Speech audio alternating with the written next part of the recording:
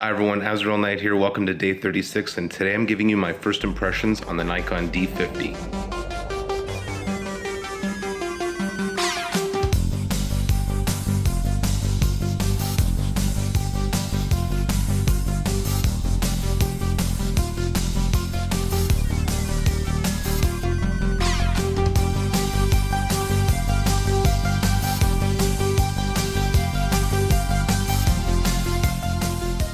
I think the last two times I was in this part of town, it was during 30 days a night.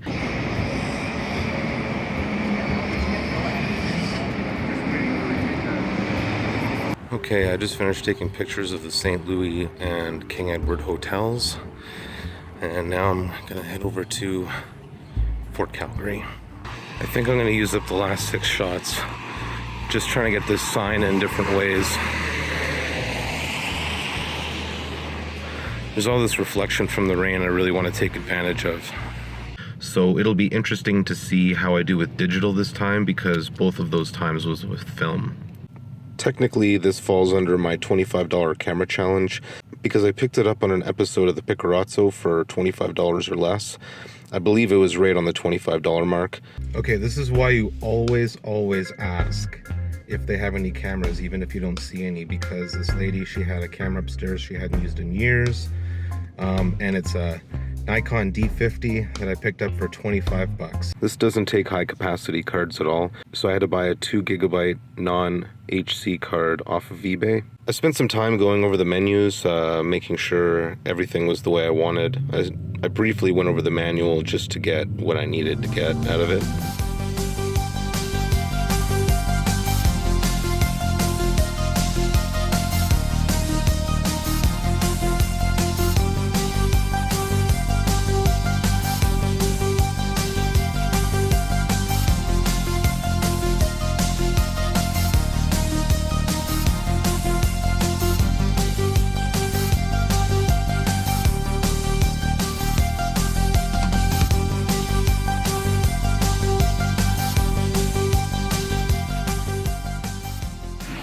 I was in and out of that area pretty quick. I snapped off about 25 shots. The battery is starting to run low, but I brought an extra one, thank God. Now I'm on my way to a neighborhood called Inglewood. I have to pick something up there anyway. I'll snap a few more shots there before I head home.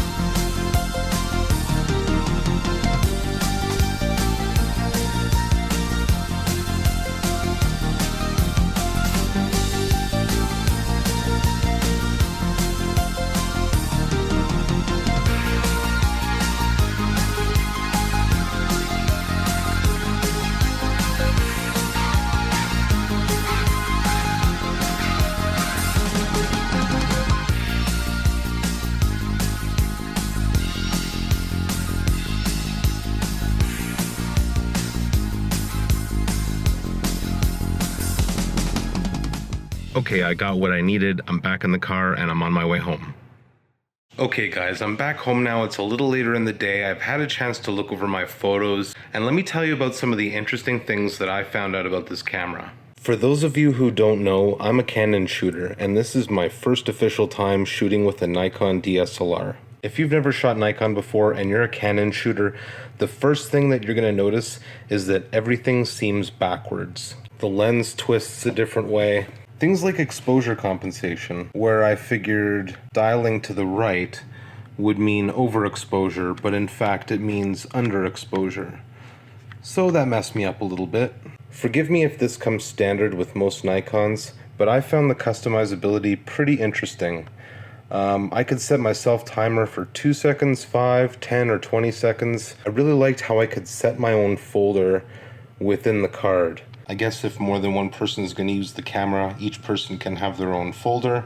I can also see how an AF assist lamp would come in handy, but I turned it off. I thought it was interesting how it showed how many photos I had left, even when my camera was turned off.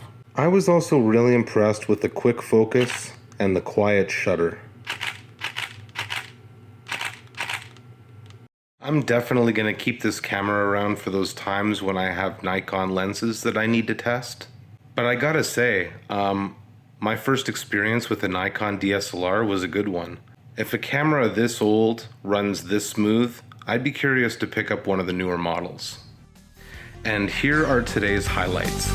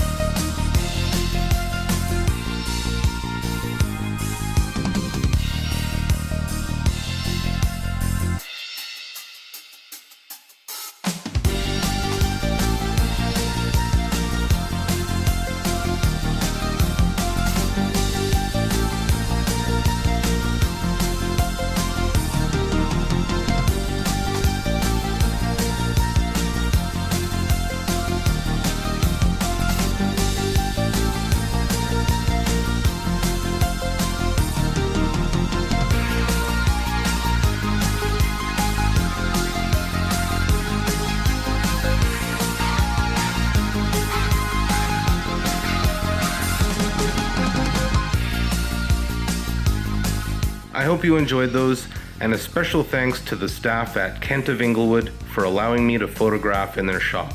I hope you enjoyed this episode. Please remember to like, share, and subscribe, and until next time, stay classic.